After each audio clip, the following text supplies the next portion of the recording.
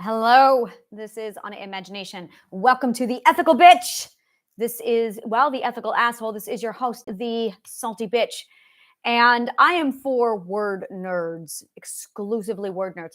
One of the things I am pulling apart in this particular episode is the concept of feelings being merged into business. Now, I am a hardcore solid businesswoman, and I have no fucking tolerance for emotions or feelings in the workplace. I just don't. I never have. And this is really, really interesting because when you are on the ground level and you are dealing with people on a one-to-one basis, it's all about making it emotional and relatable. And that is not at all my world. I am in the world of investors, and I am in a completely different world. And this is where I'm doing this massive emotional purge and cleanse. And I am used to doing business with people who have no emotions or feelings when they're at work. We are logical, we are focused, and we are getting shit fucking done. And the only time emotions really run into it is when we're talking about sales, specifically emotional manipulation and or relatability. Relatability does this a lot, where it brings up, you want to make it emotional to relate to them. And they're talking about pain points and all the psychological criminal law and criminal manipulation that goes hand in hand with manipulating other people. And it's not something that I feel is even ethical. But when you get into the business world, that doesn't happen. That doesn't at all take place.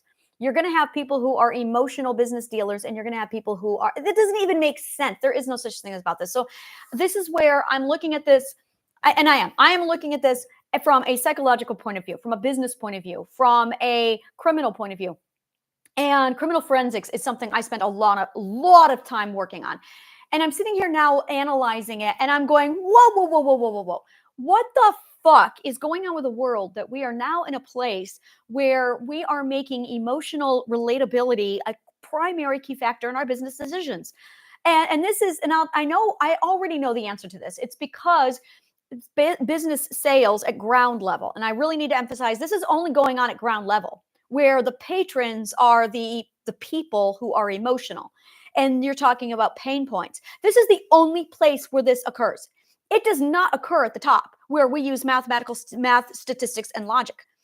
This is a completely different backwards thing.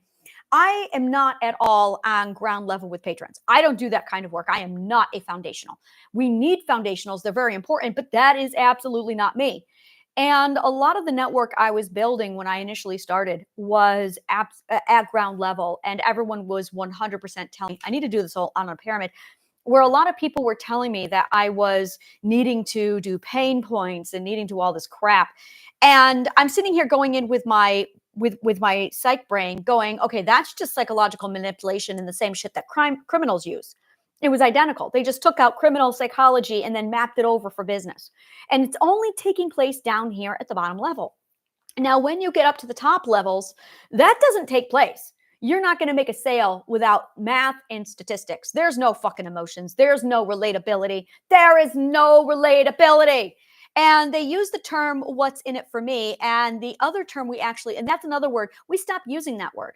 The words, and there's tiers to business. And the only tier where there's emotional manipulation and relatability going on is that ground level, when you are working one-on-one with patrons and with people. And I'm like, I don't do business at that ground level. I don't. I am up at the top. And what we do is, here's the mathematical statistics, here's the numbers, here's the data, and here's the win-win-win. That's how we talk. So everything up at the top is all numbers, math, and logic. There's no emotion. And we're not walking around all day going, oh my God, am I going to offend them? Do I need to be approachable? I'm a fucking hardcore bitch. This is why it's the ethical asshole. And the people who I work with are not offended by what I say. There's no eggshell walking, because we're not bringing our emotions to work. We're not. We leave that shit at home. We don't even have that shit at home. We just don't have the fucking patience to tolerate that shit. And this is really, like, this is me just ripping up more of it, going, oh my God, what the fuck is this doing in my space? And that's what it is I just leveled up. I'm completely out of it now. A year ago, I was done with my mental healing journey, and my social growing had stuff to work on. So my social growing caught up. It's amazing how many different levels there are, because there's mental health, and then there is also your synapses health, the speed of synapses. This is basically how fast you think. This is literally scientifically how fast you think. It's how fast does your synapses fire. So it's your thinking speed. And then you've got your logic comprehension. And which is your ability to see, it's a visual, and it can be an abstract visual or it can be a material visual. And then the next thing after that is your ability to translate that into word. So then there's your word translation. And this is all going on inside of your brain. So, but we're not done yet. We are not done yet. So mental health, speed of synapses, logical comprehension, word translation. And the word translation is how fast you can talk. Now, it's not just how fast you can talk. It's not speed of word. It's how fast can you talk in relativity to your logical comprehension. So if you see an idea, do you need to pause and translate your idea into word? That is what you're looking at. Your word translation should be equivalent to your logical comprehension, should be equivalent to your speed of synapses. You should be talking as fast as you think. That's what it means. If you are not talking as fast as you think, you have stunted growth. You have stunted growth, which is a mental illness. So the first thing I noticed was my mental health. That immediately, that got cleaned up. And as soon as my logical comprehension for my mental health aligned, the next thing that I noticed happening was my social skills were really, really poor. And I'm like, wow, I got to work on these. So I analyzed my social skills, and the social skills went into two areas. The first one was my social, I'm going to call it social, well, it was a social apprentice to social tradesman. And then when you get into social mastery, you end up with networking. That's when networking begins, is your social mastery. Now, I am not talking about how well you get along with people. I am talking about how well you can communicate your ideas efficiently and with simple words. Completely different definition. You are looking at word mastery. That is your communication skills. That is your social skills, is your word mastery. Can you say something simple, precise, clear, and be understood the first time? If you can't do that, then you have a serious problem with communication. Your communication is your social skills. So how well you socialize is dependent upon how well you communicate. They're the same thing. People like to separate these two things, and they are not at all the same thing. So the more you master communication and word and language, the easier your social skills come along. So then after that, what comes after that? After your social skills, your social mastery? Oh, yes. After that, then it's okay, let's reassess my environment. So now we want to look at your environment. Now you're going to have two kinds of environment. You're going to have your mental environment for your mental environment, and then you're going to have your physical environment. Now, the physical environment, long since gone. It's one of the very first things you clean up when you do your mental health is you change your physical environment. Your physical environment has to change before you can change anything else. If you are living in an abusive, toxic relationship, you are at stage 0 of your mental road. You are not going to be able to heal until you address your physical environment first. So after that, your mental health, and then your speed of synapses, your logical comprehension, and your word translation, they get all cut up. After that, you go into the world of social apprenticing, social tradesmen, communication, and then you get into social mastery, and now you're getting into networking. So the next stage after that is your environment, your mental environment. And this is what I'm cleaning out now is, okay, now that I've got all these previously toxic people out of my life and everything's great, I'm like, yes, okay, now what do I need to do? I'm looking at my mental environment, and I realize these don't even belong here. And this is it. You are now realizing the anomalies. These are the things that you had in your mindset that didn't even belong to you because they were accommodating the people before. And as soon as I got rid of them, I went, wait a minute. And I just noticed this. I'm like, these don't even belong here. Like really. So what I am referring to is so how do I explain this? There's an invisible economy. A lot of people think that the government is as high as it gets. That's cute. No. The government is tier 4 out of 10. There's like a whole community above the government. So you've got people who are born at the bottom, which is tier 1. And this is literally your foundation. This is where everybody is born. And then the next level up from that is when you become a manager of a job. This is where you are management. And then after that, you are the business owner. Now, I'm going to tell you right now, you are still at tier 3 out of 10. And then above that, you've got government.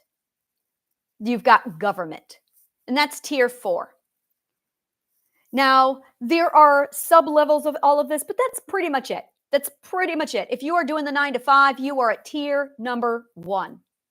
If you are in any kind of management, if you are anything but a CEO, well, not even a CEO, if you are anything but, if you are a business owner, then you are now at that tier 3. Now, that's also the same place where politicians begin. So it basically means that you have a boss, an employer, you work for somebody, and you collect a paycheck. This is all the paycheck world. This is all the paycheck world. Now, the government then is tier 4, and they're the ones who regulate everybody underneath the paycheck people. Now, tier 5 is where you realize, holy fucking shit, there is another economy here. Yes, there's another economy. So this is economy number 1. This is the foundational or the visible economy. And the visible economy is the one that everybody watches. That's the one that everyone can see. That's the paycheck. That's where you see your paycheck is made, your taxes go to the government. And tier 5 is where the CEOs begin. After tier 5, you get into tier 6. And tier 6 is when you are now looking at investors. And now there are these tiers of investors that go from tier 6 all the way up to tier 10. And these are the people who rule the world. This is literally your invisible economy. These are the ones who pay for the government. These are the ones who literally do all the funding. You've got funders up here. You've got real estate. These are the ones who own massively huge companies.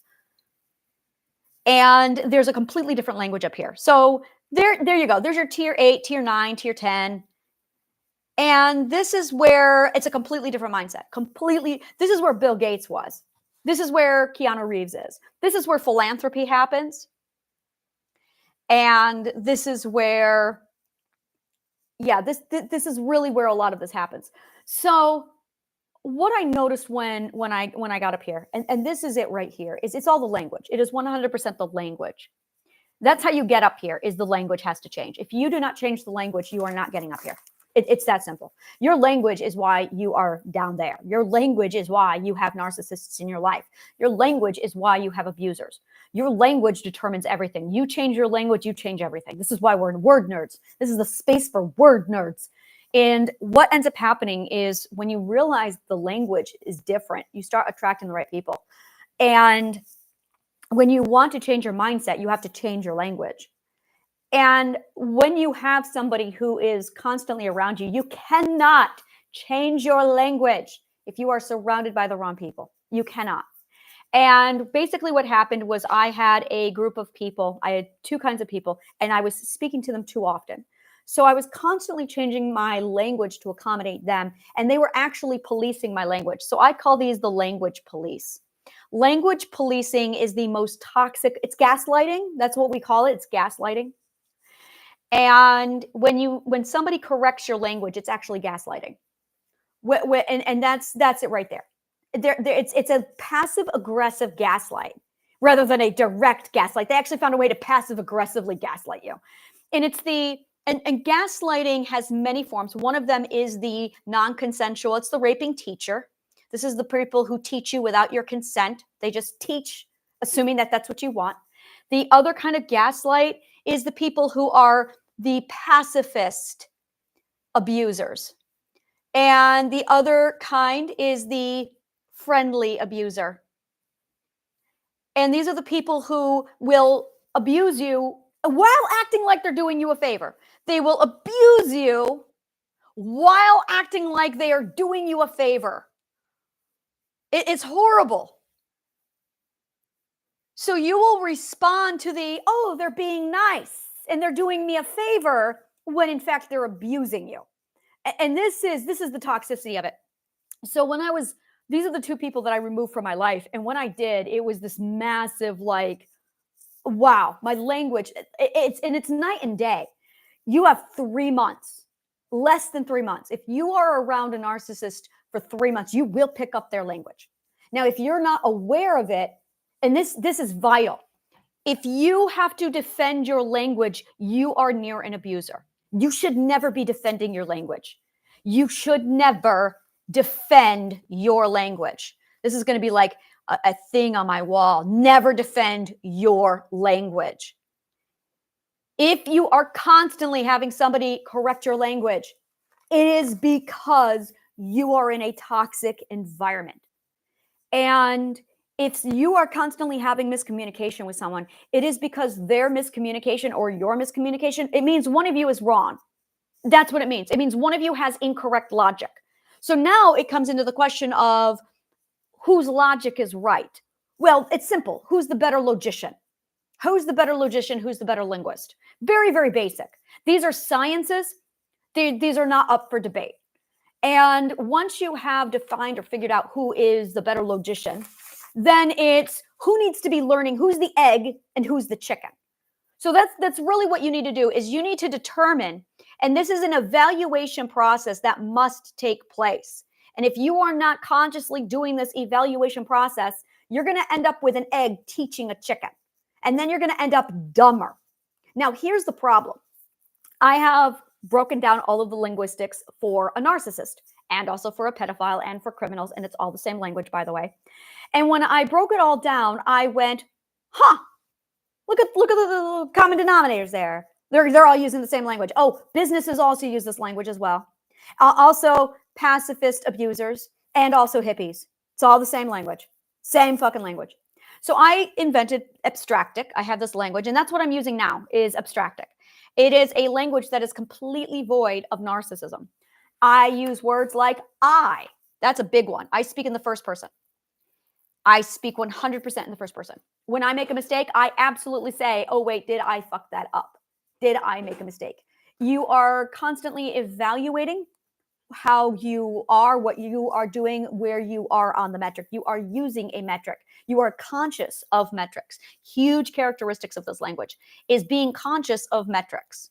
It is your ability to evaluate where you stand in position with other people. You're looking at relativity. It is very much a math language. It is 100% a math language. That's what I did, is I built a language out of math and out of physics and out of logic and linguistics. That is what I did. I built a science language. And then I put it in the first person point of view. And then I removed all emotion from it because why the fuck are you putting emotion into science? That's called bias. We don't do that here. It is very much a fact-based, we're going to talk about X, Y, Z. And what ended up developing is it's a very confident language.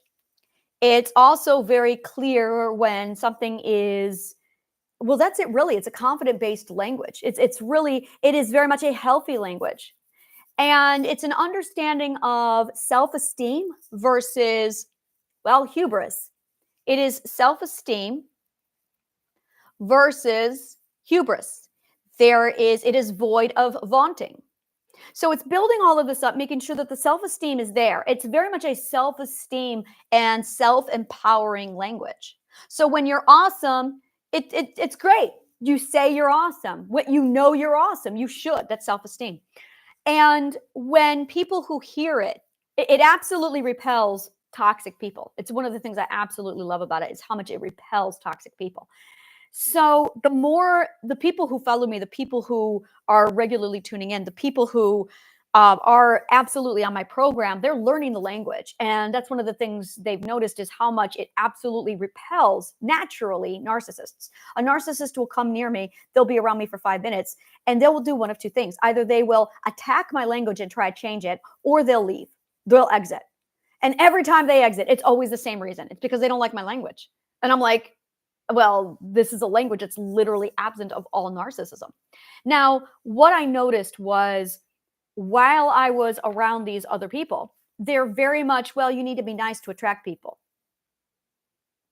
That's not how the business world works. The business world is not about being nice. It doesn't work that way. It's not at all about that way. We use elevator pitches to attract people. That's how we do it. We use elevator pitches. So this is really it is let's compare how business is done on patron level. There's patron level business practices, and then there's investor and wealth based. Oh, this is really a big difference. Yeah. And for a long time, I was like, I am not at patron level. I do not do patron level. I am absolutely wealth investor. I am up there. That is the language I learned. That is how I do things. There's no emotion up there. We use math. We use statistics. We use charts. We're like, this is how you fucking do business. This is what I got. It's really fucking awesome. And it's relaxed because there's no feelings involved. If somebody says something, I'm not in the back of my mind going, oh my God, did I say something wrong? That's no, I don't give a shit. I don't give a shit. I don't say shit wrong. And if I do, I'll say, I said that wrong. But I don't open my mouth unless I know exactly what I'm going to say. And when I reach a point where I'm at the end of my research, where I'm going, okay, I'm going to use exploratory dialogue to carve this out. I'll tell you, which is what you see often on my podcast, where I will carve out the language and try and figure out where I'm directing things. And then I'll hit a wall and things will start to fall apart logically. And then I'll go, well, no, it's just getting logical now. I got to go back. I got to redefine. And I know when I've hit that point, and then I got to go back. So it's all logic based up there. And it doesn't mean there's no fun. It doesn't mean that there's no positive feeling. It doesn't mean I'm not nice, kind, really. And this is the difference, is you want to be kind. So this is where I keep getting the wires crossed, or I did keep getting the wires crossed. And this is the epiphany that I recently had. And I went, oh my God, I see what they did. And this is what they did, is I ended up with a lot of emphasis on, oh, you need to be approachable. You mean I need to kiss their ass because I'm a real asshole in real life and I need to kiss their ass. That's really what you're telling me, is I need to use manipulation and persuasion to convince these people that they need my product so I can get money from them. Yeah, that's psychologically manipulative. I don't do that shit. So I'm sitting here talking to people about, well, you need to be relatable. Okay, well, why is relatability the only thing we have in common? And this is really interesting, is when you are at ground level with patrons, your relatability is pain and superhero. God, this is so narcissist. I'm going to save you. You're in pain and I'm here. You're a damsel and I'm here to save the day. This is exactly how marketing is done at ground level. You're a damsel and I'm here to be your hero. That's fucking bullshit. Yeah, we don't do that up top. What we do at top is, I got this really awesome idea. Do you want in on it? That's how we talk. I have this really awesome thing. I have awesome X. This is how we talk upstairs. This is it. I've got awesome X. Do you want in? That's it. Do you want in? That is literally it. Oh, that's going to be my new elevator pitch. Just give me a minute. This is how it's done. I have awesome X. Do you want in? And that's all we talk about. We just talk about awesome X. And yeah, so my awesome X is a parenting and adulting school. I have a parenting and adulting school. Do you want in? Do I need to say anything else? It's a parenting and an adulting school. Do you want in? I'm building a franchise next year. It's fucking awesome. Do you want in? Like, there you go. That is how we talk up here. There's no feelings. There's no, oh my God, am I going to offend? That's not part of the conversation. That's narcissist mindset. So when you are down at ground level and you're talking about patrons and now they're getting into psychology, they are selling like a narcissist. It's literally narcissist selling. And every time somebody stepped in and they were trying, and it was this constant battle where I've got this mindset of, I've got awesome X. Do you want in? Yeah, I got to write this. I have a networking event today, and this is it. I've got a parenting and an adulting school. Do you want in? And that's it. Like that's it. It's short, sweet. It's to the point. I got a parenting and an adulting school. Everything you should have learned in life and didn't. Do you want in? Now, how you fit into it? I got lots of options for you. I'm looking for investors. I'm looking for funders. I'm looking for angel investors. I am looking for bankers, and I am looking for real estate people. I am looking for nonprofit organizations. I am looking for anyone with business savvy going, holy fucking shit, I want to know more about that. I am looking for science-based logic, math, physics people. That's who I'm looking for. Because what I've got is literally the science of psychology, which is not at all what's available on the market right now, because that's Freud shit. And we all know that doesn't work.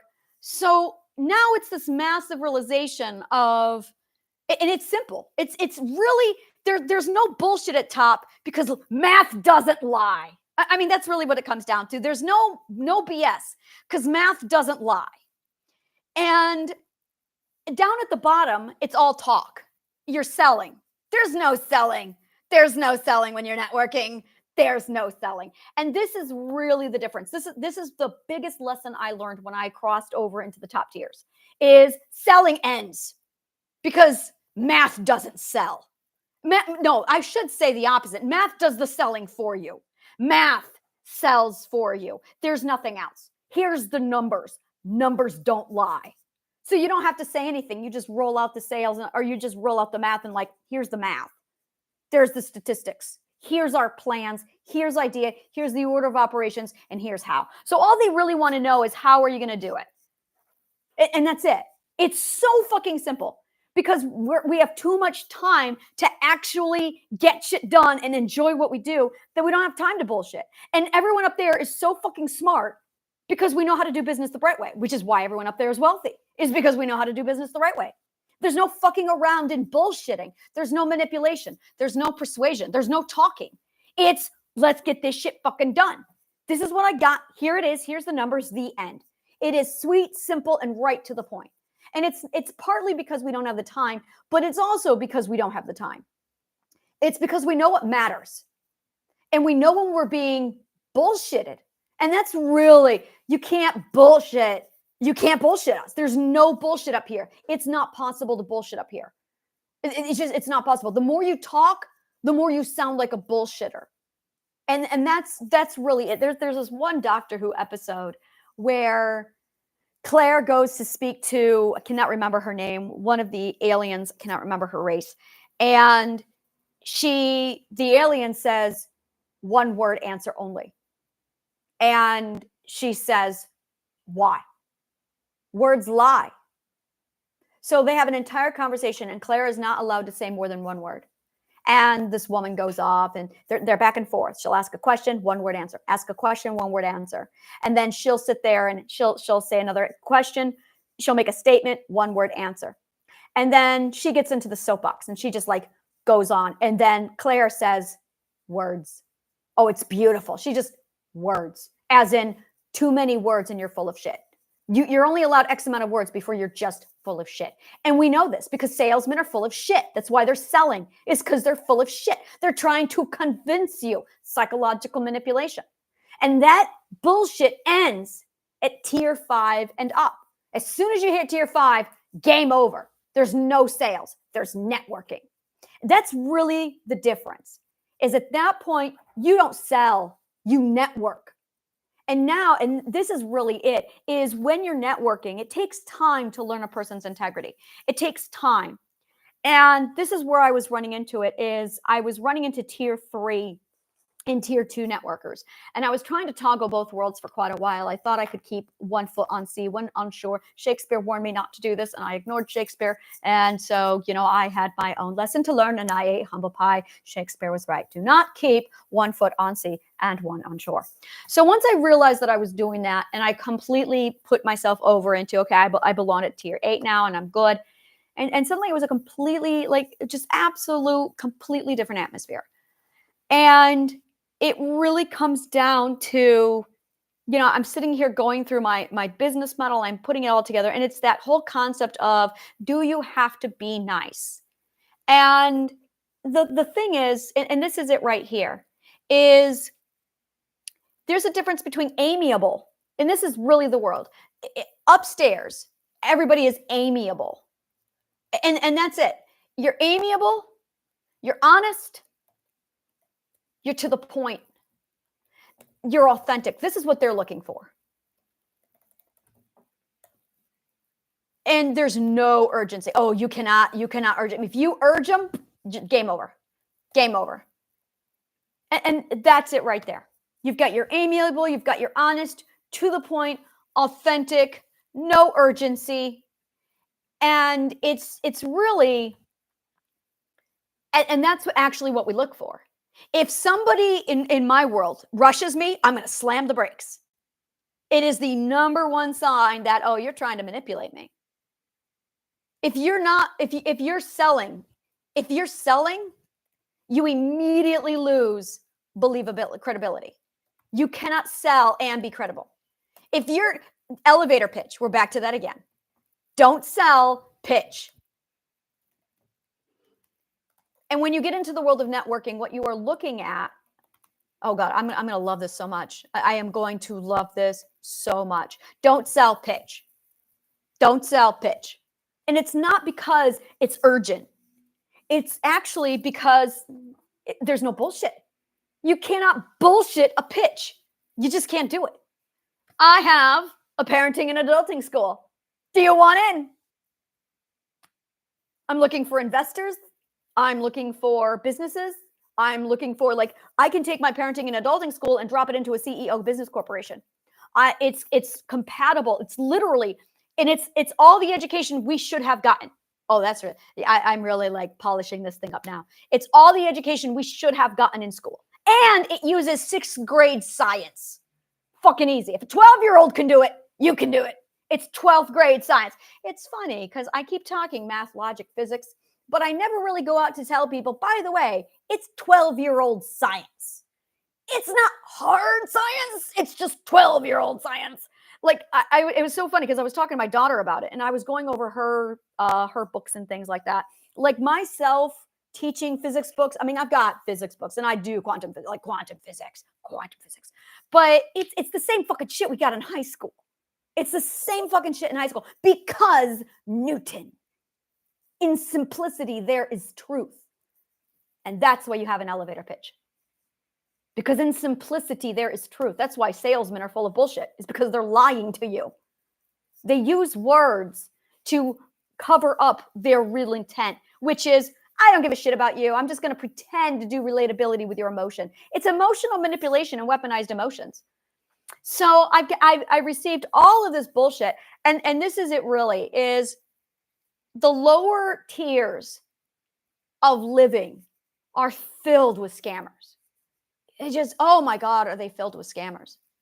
And you're going to get it at the top. Of course, that's what we call white collar crime. That's what we call it upstairs. It's white collar crime. It's there, but that's why you network and you've got 3 months to like a year watching people. You need to make sure you've got credibility. You make sure you deliver. And you know the ins and outs. You know what it's like. Yes, I'm very happy with this. I'm very, very happy with this.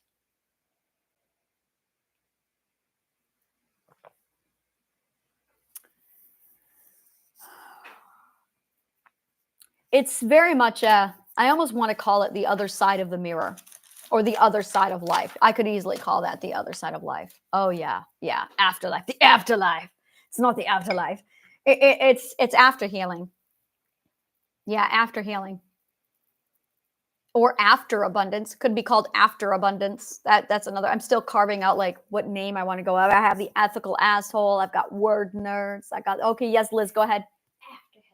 After health. Ooh, I like that. After health. Thank you, Liz. After health. Oh, that's really nice. Thanks. That's great, Liz. And marketing. She's 16. She's already marketing like a pro. All right. After health. I love that. After health. After health. After health. So yeah, it's very much this. It's night and day. It is absolutely night and day. And the biggest challenge that I had, and this is really it, is you don't want to leave people behind. And that's the manipulation. That was really a lot of it, was no one left behind. And this was the hardest thing for me to really deal with. That's why I built the Radical Global Healing Plan and built all the stepping stones. So, because I knew I wasn't going to be able to save everybody. I knew I wasn't going to be able to bring people with me. You have to do the work. And as soon as those stepping stones were in place, as soon as my courses were done, I went, I'm good. Like, completely, I am now free of any obligation. I've done my part. I've done my civic duty. And that was the other side of all of this was, oh, this is huge, is you have that civic duty. I don't know if everyone has it. I really don't. I believe we do, because I have seen substantial evidence of it being present. But what I've also seen is toxic, unethical people who don't have it. So I'm going to clarify this. Unethical people do not have civic duty. However, ethical people, 100% consistency. I noticed this. 100% consistent, ethical people have a civic duty. And knowing what your civic duty is and doing your civic duty is vital to your mental health. I had to do it. I had to have a nonprofit organization, and I do. I have a nonprofit organization that literally gives all of this shit to people for free because that's my civic duty. And I could not focus on my own wealth until the civic duty was met. So in my mind, for my ethics, civic duty had to be done first before I could build my own wealth. I can't, this was not negotiable. This was not negotiable. So I spent from 2022 to 2024. Yeah, that's all I did was build my civic duty. Now that it's there, my nonprofit is complete. Now I can build my paid training courses. Now I can focus on writing my books and putting them out there and charging for those, because now I can build my wealth. I'm good. Like, it's this massive feeling of, all right, I have absolutely no reason whatsoever to even think about civic duty. It's there, it's done. And this really, and what I love is the first two parts of the civic duty section are free. Well, all of it, like the civic part of it is free. And it's really the first two stages of Try to Healing. Now, Try to Healing part 3, 4, 5, that's where it starts to build up my wealth. That's where I am. And it's like this, I can now focus on my wealth because I've met my civic duty. I've done it for the world. I'm good. And if you do not know what yours is, if you do not know where yours needs to be, if you are not sure how to build that, and also it's the order of operations. Are you able to focus on your wealth before you do your civic duty? A lot of people I felt too guilty. I couldn't do it. So a lot of people do feel guilty. A lot of people are like, I can't be wealthy until, and you have to do your civic duty. So it really truly was a massive load off of my shoulders. And this is really what it comes down to, is the self-honesty, that if this is something that you have to have for yourself, if you have to do your civic duty, it's vital to it running and operating the proper way. And that's it really, is if this is something that you value, if it's part of your ethical code, you're going to have to be realistic about it. And the way I did it was I had the nonprofit organization, and then I have my for-profit side. And dividing the nonprofit from the profit side, trying to figure out how that was going to be balanced, was very difficult for me to figure out. And also, as soon as I figured it out, I was set. I immediately clicked right into place and I was good. The other part of that was I had to be honest that the nonprofit was not my core attention. That the nonprofit had to be built, and then I could just set it and forget it and just walk away from it like a crock pot. And where my real attention goes is to the profit side. In fact, now it has to go to the for-profit side. So this is it really right here, is there's a lot of toxicity. And I want to call this, it needs a name to it. I want to call this kind of toxicity, I'm going to build the characteristics. You've got friendly toxicity. And then you've got superhero. These are like all the traits of this friendly. It's pacifist toxicity. And it's definitely the superhero trait is in there. The pacifism is in there. The friendly is in there.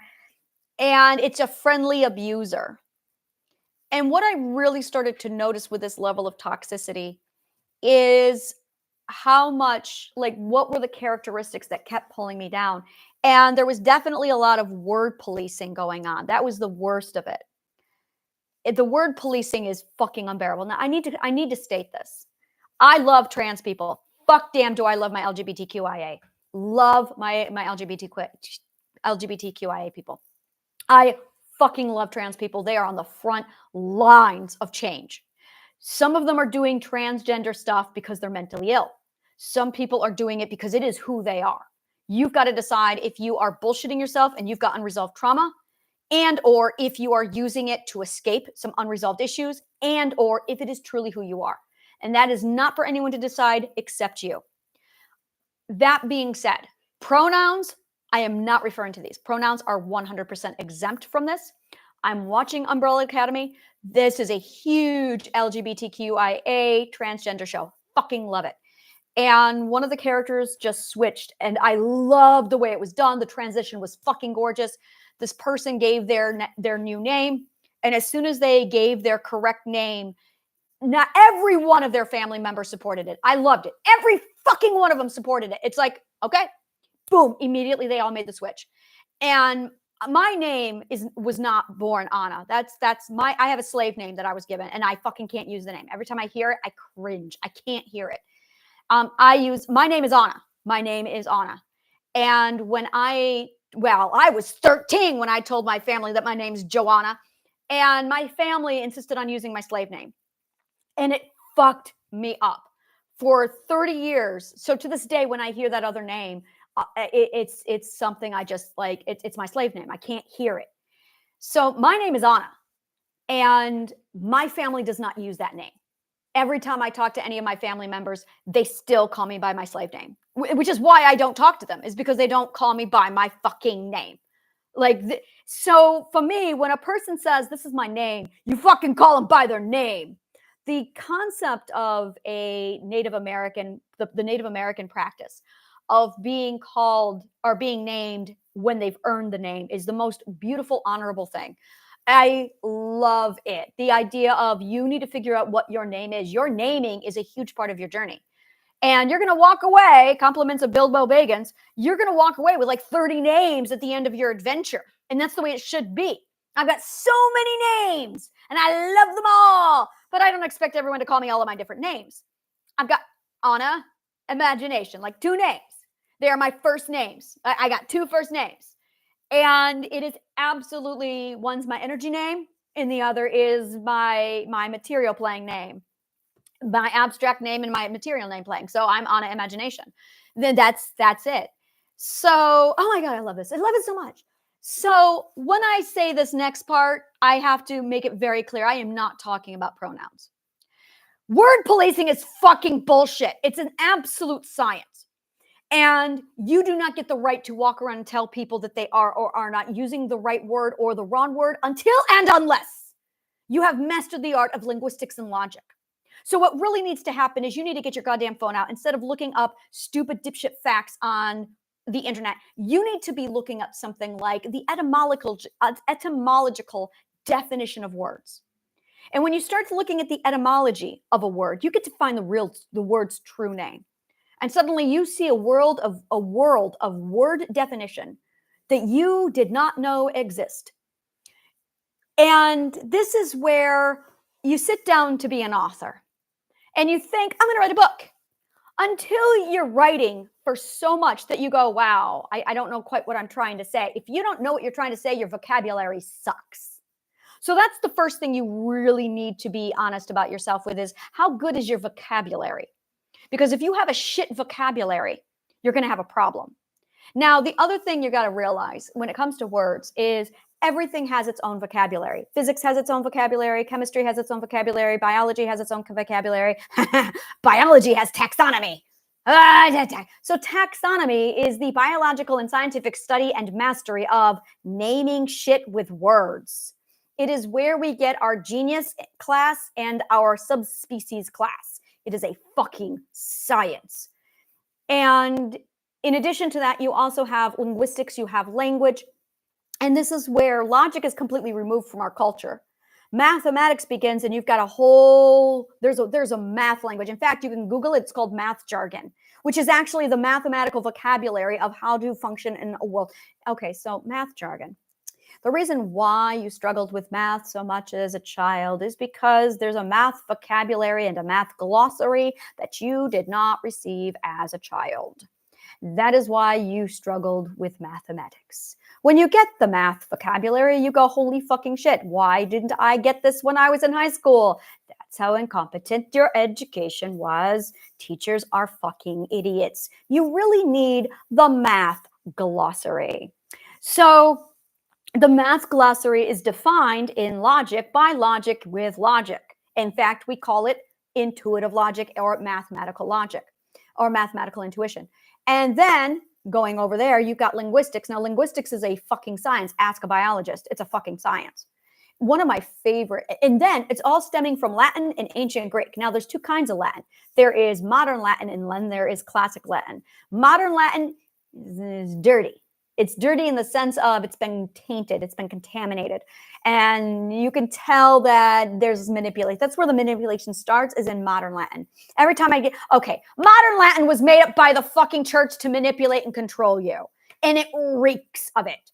There is so much King James changing a word to make sure you change your mindset. He gaslit us.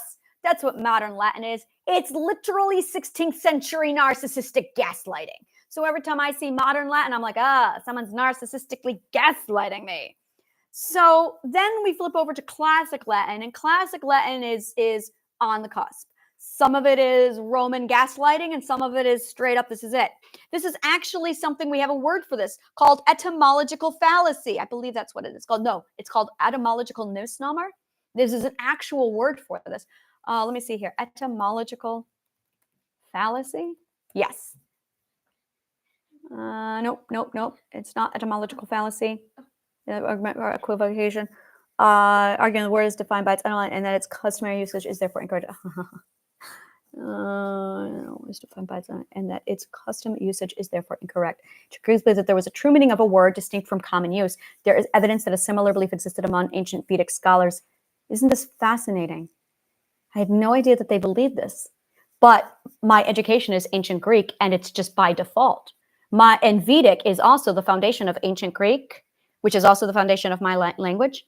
So this is absolutely it. It's the history of etymological fallacy, is an argument of equivocation. In logic, equivocation is an informal fallacy resulting from the use of a particular word expression in multiple senses with an argument. What's the etymology of etymology? Well, what does etym mean? I know logi means the logic of etym. Etym might be the Greek word. No, that's not the Greek word for word. That might be the Latin. E-T-Y, that's going to be Greek. It's going to be ancient Greek. Oh, maybe it's origin. Maybe it's the logical. Is it the logical word of origin? Oh, it just switched it over to that. I don't know. I don't know. I have to look it up. Yeah, ancient Greeks believed that there was a true meaning of a word. And yeah, there is, distinct from common use. And there is evidence that a similar belief existed among the ancient Vedic scholars, which is the foundation of this fallacy. Can be found in some arguments of this is of language purists. Apparently I'm a language purist. An etymological fallacy becomes possible when a word's meaning shifts over time from its original meaning. Such changes can include a narrowing or widening of scope. So the definition of truth is not changing. And if the word is changing, it means that it's not true, which is gaslighting. It's the same tactic used in gaslighting. So yeah, you're literally being vocabularied, gaslighted. So let me see, which is the same tactic that narcissists use. So what's the other word? Oh, I can't remember what it was. But basically, it is a fallacy. It is a fallacy. So it basically, I can't remember the word, but the definition I found was, it is when the etymological root is false. And that was interesting. A great word for this is Sophie. Sophie, if you look it up, a lot of people think it's ancient Greek. No, it's not. It is not ancient Greek. It is Persian. The Persians created the word Sophie, which means pure. And then it got carried and adopted by the ancient Greeks. But when you look up the etymology of philosophy, it will credit it to ancient Greek. The word is not from ancient Greece. It's from Old Persian. And therefore, the changing of the word completely changes. The word does not mean a love of wisdom. That would have been written as Sophiphile, but it's not written as Sophiphile. That's what it means, lover of wisdom, Sophiphile. Instead, it's written philosophy. So now when you look at the actual Old Persian translation, the word means pure love, which is exactly what philosophy does, is it defines and it is the science of pure love. Philosophy is the science of pure love. And when it's studied properly as the Greeks meant it to be studied, it absolutely breaks out this massive, it's a completely different thing. And that is what the 12 ethics are. That is why they studied ethics, is because this all originated from pure love. But when you have a bunch of idiotic Romans doing all the translation on something they know nothing about, they completely, they're ignorant. And my God, does it show. Their ignorance in word is so painful. And the concept of let's corrupt, we're going to call this word corruption. This is really it. I'm so glad I have these words. Word corruption is a science, and it is my primary hardcore. This is all I do is the word corruption. Word corruption has a very dirty, long, and ugly history to it. Gaslighting is not new. It is not from that 1950 movie. It is a 2,000-year-old war. Literally, it's warfare. It's word warfare that was invented by the Roman Empire 2,000 years ago. It is called word corruption. And when you fuck up somebody's word, you have so much power and control over them. Now, the ancient Greeks knew this. Guess what the ancient Romans did to the ancient Greeks? I want just think about it for a minute. What did they do? They changed the ancient Greek gods' names to Roman names. That's word corruption. There's a reason why. Because as soon as you change a name, you imperialize it. That's why all of the churches had to do Latin. It's because they were doing word warfare, just like a narcissist. Because this is a narcissism. This is like the Roman fingerprint, is to immediately weaponize the words. So the first thing they did was invent Latin, literally to supplant the Greek language, which is why you've got the Roman words equivalent for everything. Is because they were taking out the ancient Greek civilization. To do that, they needed to remove the ancient Greek word. So to do that, they used Latin. And the next thing you do is you attack the etymology of word, which is why the Vedic and the ancient Greeks both said, yeah, the etymological definition is the true definition of the word. And it is. Like rhombus. Rhombus hasn't changed for over 3,000 years. If words evolved, then rhombus would not exist. The word evolution means that it's exactly like transfiguration. It's when something ceases to exist as it becomes something new. Morphology is word building, where it builds upon the root, which is still there. Yes. No. The rhombulus has nothing to do with rhombus. They're not even spelled the same. The R-O, but one is ancient Greek and the other is Roman. Rhombus is with an H. You need to go study Old Persian.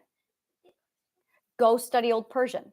Euclid studied in Egypt. You need to study Old Persian before you make decisions like that. No, okay, all right. I'm telling you, they are not related because Euclid took the words from Arabia. Rhombus is an Arabic word. It is Old Persian. It is not ancient Greek. The ancient Greeks borrowed it because where it came from was the Vedic. Yeah, I loathe Romulus. I detest Romulus. He was a brother killer. I don't like brother killers. I don't like brother killers. No one likes brother killers. If you kill your brother, you've got fucking issues. We have words for that. It's called Cain. Like, oh, I hate Romulus. So yeah. So when you get into the etymological study and the root core of this is where word comes from, and there's so much logical, solid, like why? Yes, please. So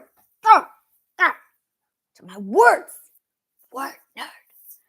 And it's the other thing is as soon as you get into a certain word, yeah, a word purist. That's exactly it. And here's the thing is, this is really it.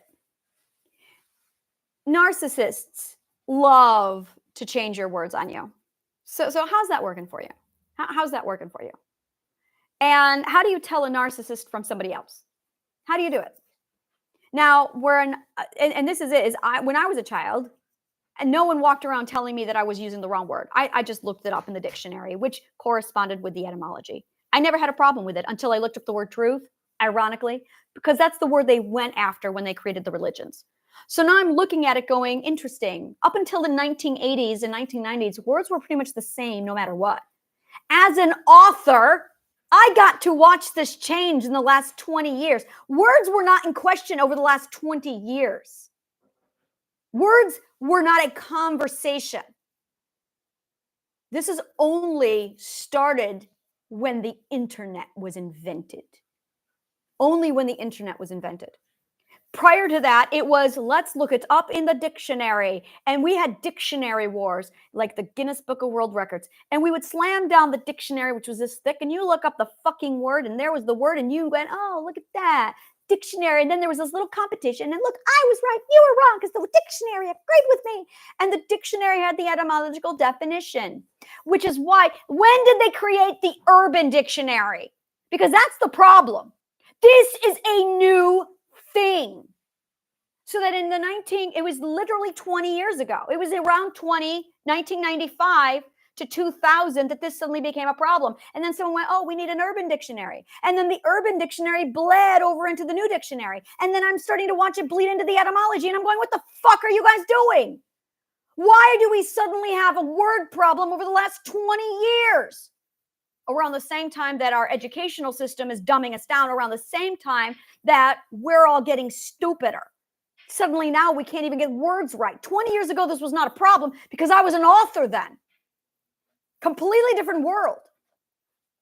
But because we've lost perspective, this whole concept of bubble thinking, and that's what I'm going to call it, bubble thinking. Bubble thinking. I fucking hate bubble thinking. I do not converse with bubble thinking.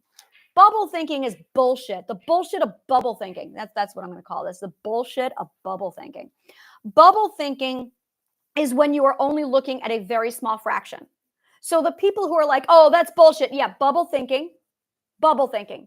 You are only looking at the present now. You are not looking at the big picture. You are not taking into account anything else. You are inside your point of view. You are literally trapped inside the point of view. Holy fucking shit. Could you get more narrow-minded? So fucking narrow-minded. That's what it is. Bubble thinking. This is my definition. I'm defining it right here. Oh, I love this. Bubble thinking. Oh, yes. We're going to do this. Bubble thinking. A point of view so narrow that it is only the point of view. Smaller than, yeah, it's that fucking small. The point of view so narrow that it only consists of the point inside the point of view. Like, that's it. Thank you, sweetheart. That is it. That is bubble thinking. I have no tolerance for bubble thinking. And I'm seeing that more and more. It's bullshit. And when you, I'm going to have so much fun with this course. I'm going to have so much fun with this. So that's one definition. In addition to bubble thinking, we also have word corruption, which is the word, it's weaponization to attack logical comprehension, aka gaslighting. It is and I cannot express to you enough how much this attacks the subconscious mind, how much it attacks your relativity to truth. This is just going to go into my course. I'm just going to put this all into my course, and I'm going to break down really the psychology of language and word, because when you fuck around with this shit, you are contaminating massive levels of your subconscious mind, which is why there's a mental health crisis. It's because of the bubble thinking and the word corruption. Bubble thinking and word corruption are the two core primary causes to mental illness, because people are not aware of bubble thinking and they are not aware of word corruption. Word corruption causes bubble thinking.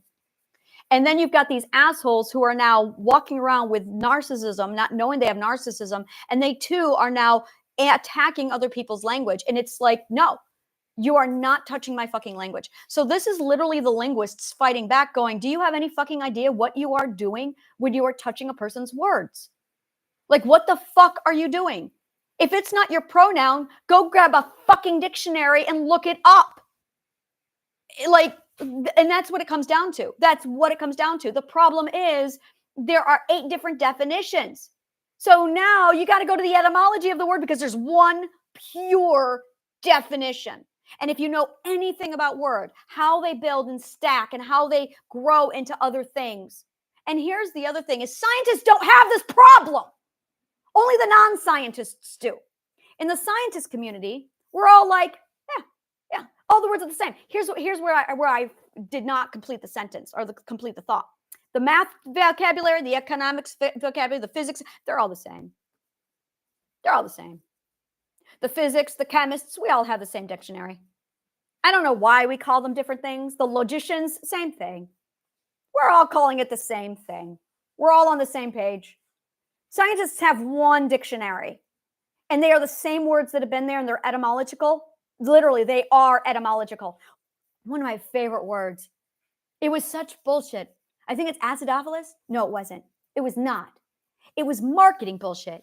Oh, this is one of my favorite things. It was on, what is it called? It was on yogurt. It was like Dannon yogurt or one of those yogurts. It was like 20 years ago. And I know words, like words are what I do. So I'm sitting here with my yogurt and I look at it and I go, that is a bullshit made up word. That is a fucking bullshit made up word. I know that is not a real word because it didn't follow any of the science. It broke all of the science. It is fucking bullshit. First of all, it was a Latin word with Greek word. And I'm like, no. You don't, no.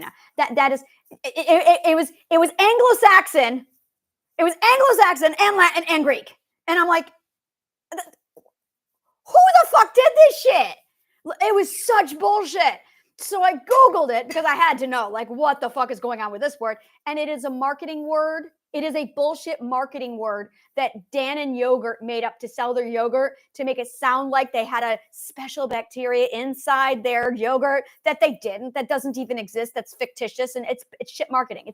It's marketing. The word doesn't exist. It's literally Dannon fiction. It was just fucking fiction to get you to buy it, to make it sound like it was scientific without them actually doing any science with the word. And I'm sitting here as a linguist looking at it going, that is such fucking bullshit. That is such fucking bullshit. So it's words. If you have no problem with comprehension, and this is, there's basically a comprehension fallacy. This is the comprehension fallacy.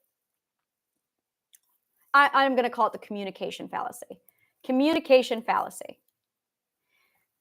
People who struggle being understood and who suffer from confusion while also policing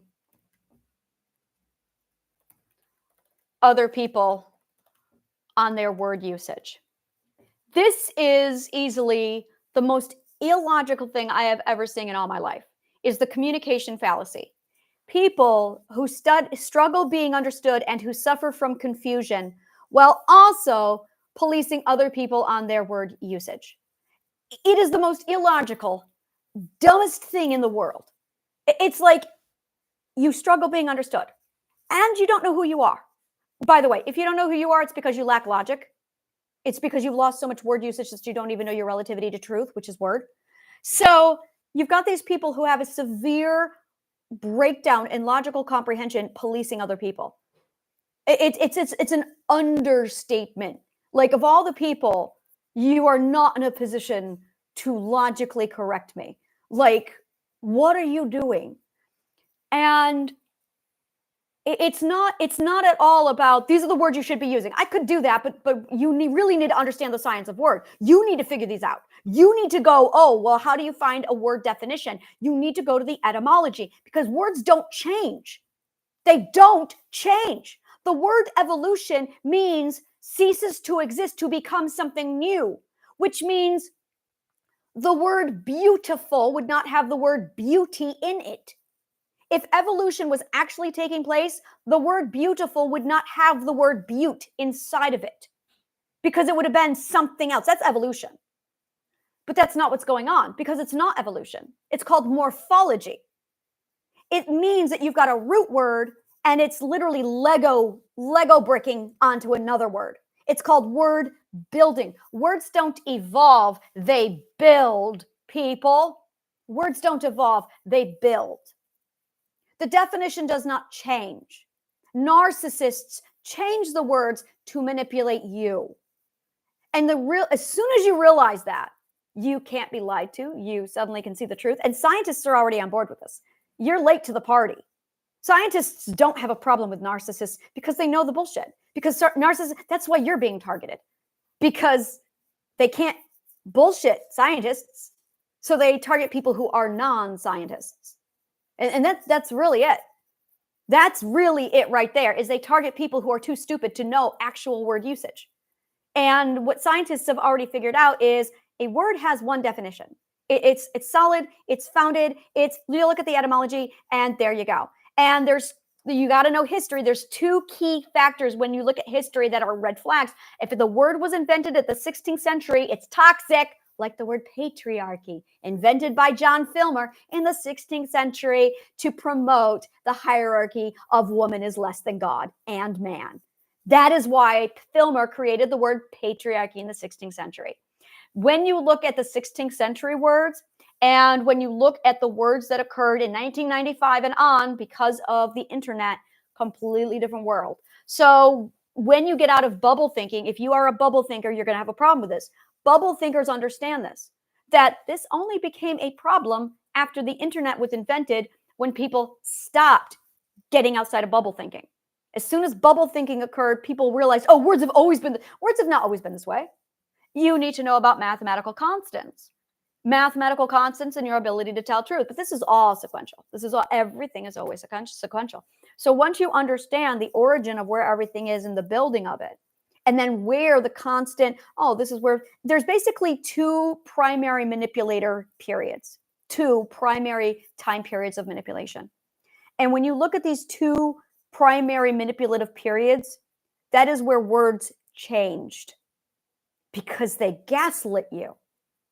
And that's it, is there's a societal gaslight going on, and the gaslighters are going, oh yeah, words change. Yeah, words change. That's not what that word means, because words change.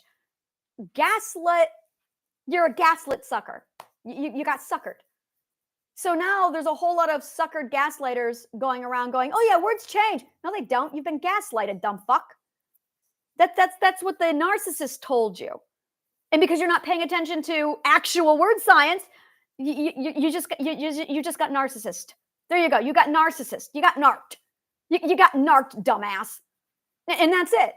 You're so ignorant, you got narked. Oh, that's it. You're so ignorant, you got narked. And now you've got a lot of people who are walking around quoting narcissists because they're so fucking ignorant they got narked. And it's like, really? And now there's a divide happening where there's people who are scientists, they're educated, and they're not ignorant enough to get narked. So now they're over here going, yeah, it's bullshit. Yeah, it's bullshit. And that's really it. So this is really, really a great thing to say. So ignorant that you can get narked. And you're believing the lies of the narcissists because you're that fucking ignorant. And now you've got ignorant narcs who are now spokesmen of narcissists. And that's it. You've got the narcissists. You've got the ignorant narcs now as spokesmen speaking on behalf of the narcissists. And then you've got people believing them. And it's like, you're so fucking ignorant, you got narked. And now you're a spokesman for the narcissist. And then you've got third generation narcissists now walking around quoting narcissists. And it's like, you understand that that's knowledge that was passed down from narcissists, right? That in science, we know that's bullshit because we're not stupid enough to be narked, but they don't want to hear how stupid they are. And now they're instead policing us. And it's like, did you get any kind of etymological study? Like, there's a science to word. So once you start clearing away all the generational narcissist abuse, that's it right there. So ignorant, you got narked.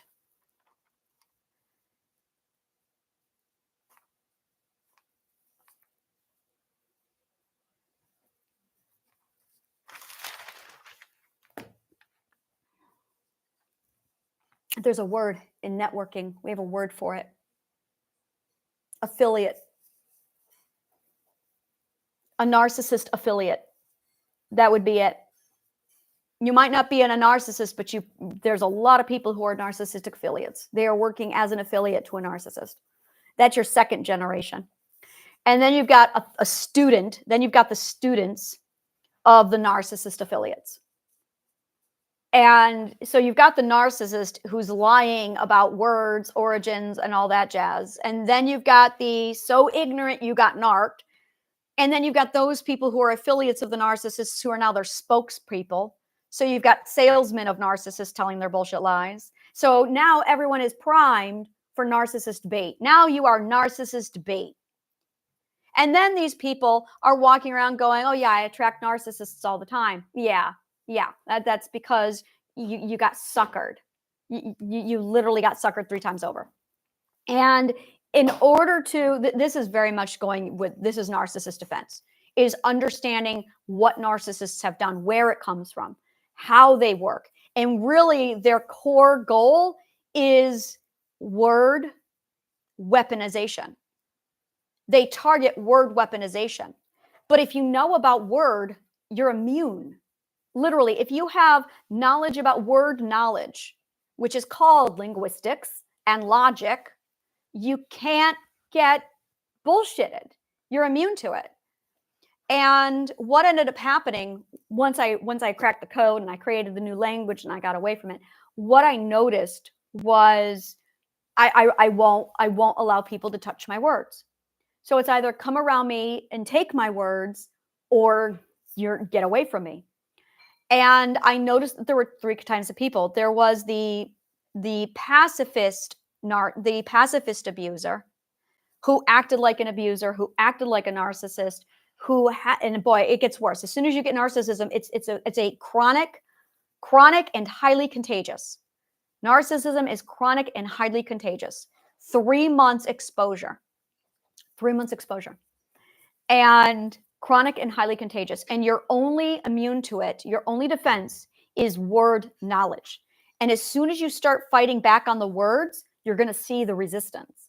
And that's what I was noticing, was the amount of resistance I was getting for my words. And I'm like, because I knew, I'm like, if I give on this, I will literally be adopting narcissist language and terminology. So I would fight them like, no, this is what I mean. This is exactly what I mean. And I'm saying what I mean. And I get hostile because they were attacking me. And they were trying to change my very deliberate, precise words.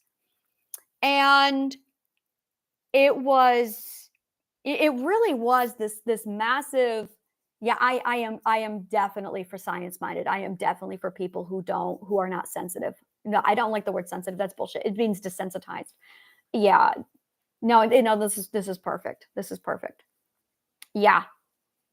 More and more I'm looking at it going, this is it right here, is when I changed. I really hate how often I say that. I need to stop saying it because it's boring me now. It's got to be boring you. It's like I notice that when I talk, there's a couple little catchphrases I have, and I say them so often it grates on me, and I'm like, oh, that grates on me. I really hate saying that. I need to change up my vernacular. So I'm very conscious of my vernacular. So when I hear myself saying something so often, it drives me crazy myself. And I'm like, oh, no, I got to change it. So I've got 2 things that I got to change, that just because I say it so often that I have 3 of them now that I'm going, all right, I got to change that up because it's starting to grate on me now. I can't imagine how you guys are doing it. So, and it's great because my daughter also has radar for it, and she hears it and she's like, oh my God, you say that so much. And I'm like, yes, thank you. I need to change that up because it's grating on me now. So I'm constantly paying attention to my vernacular. So one of the things that I noticed was these 3 tiers of narcissism, and it was basically taking back your words. And that's it. It's taking back your words. Take back your words. And when you take back your words, when you understand the importance and the value of a word and what they really are doing for you, and it changes everything. It really changes everything because it gives you the power back. That's where words are. Words are power. Words are power because words are knowledge. And once you understand how narcissists move, how they think, it's really an entirely different mentality.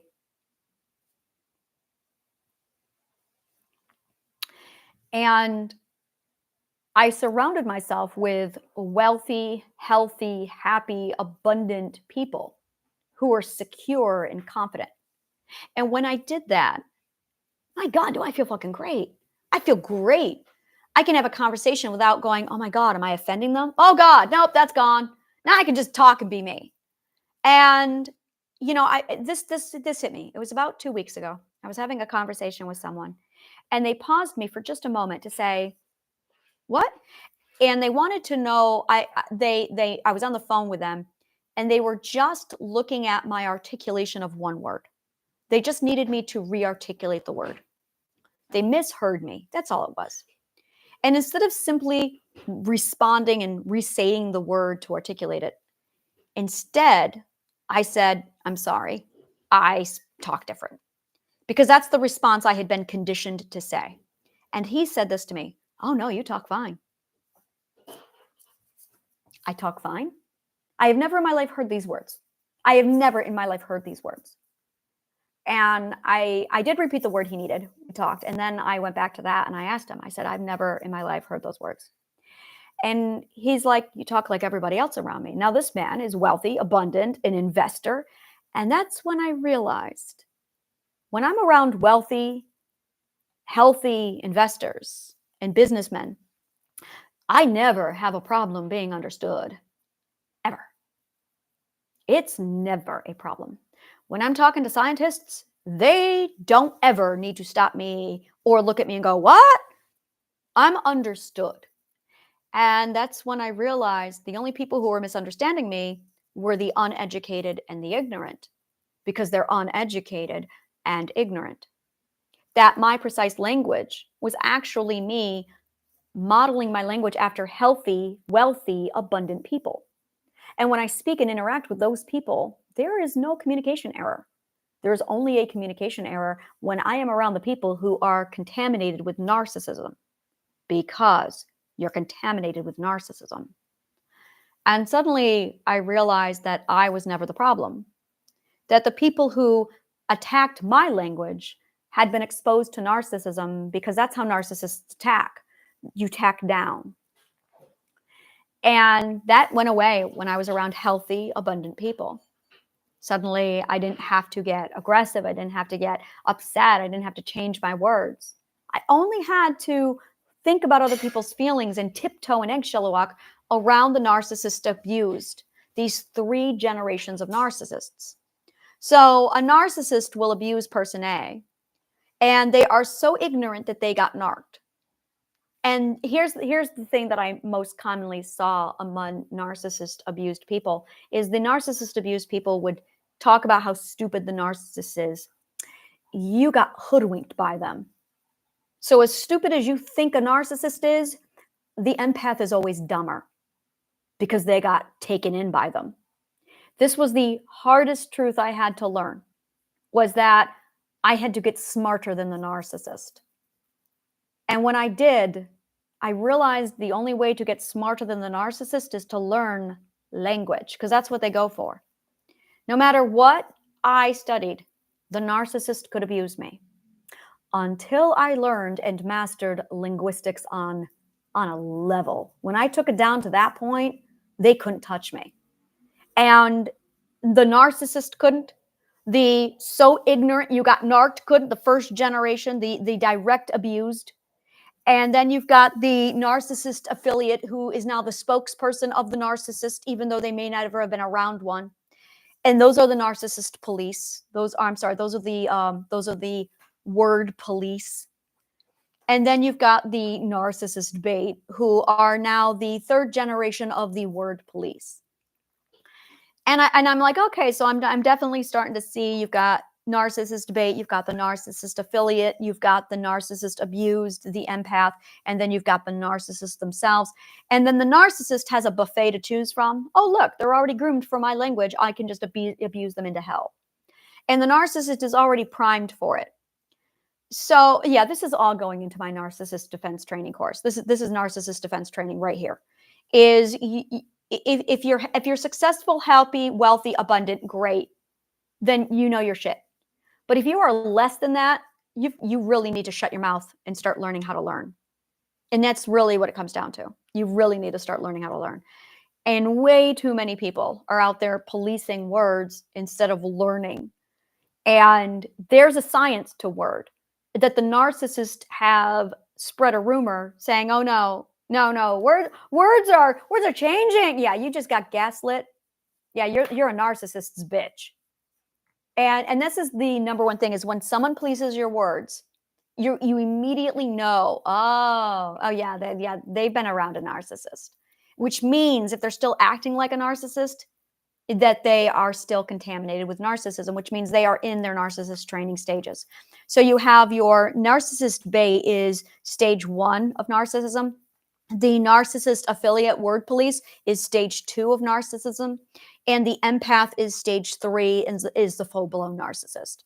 And they have a direct correlation of that codependent relationship with the narcissist also. And they are either the superhero or the damsel. So those are your three levels of narcissism. And when you start to recognize the 3 levels of narcissism, you realize that the common denominator it's the narcissist cesspool. And the common denominator of the narcissist cesspool is they have a problem with understanding linguistic word and logic because it's been weaponized against them. And again, when you get over to the healthy, wealthy, abundant side of scientists, it's not a problem over here. It's not at all a problem. So I'm done ranting about this. I have sorted out more of this, like dumping that over there. And now I can completely turn myself over to my business mindset and be like, all right, elevator pitch, who wants in? This is what I've got. Who wants in? Thank you so much. And may the kindest of words always find you.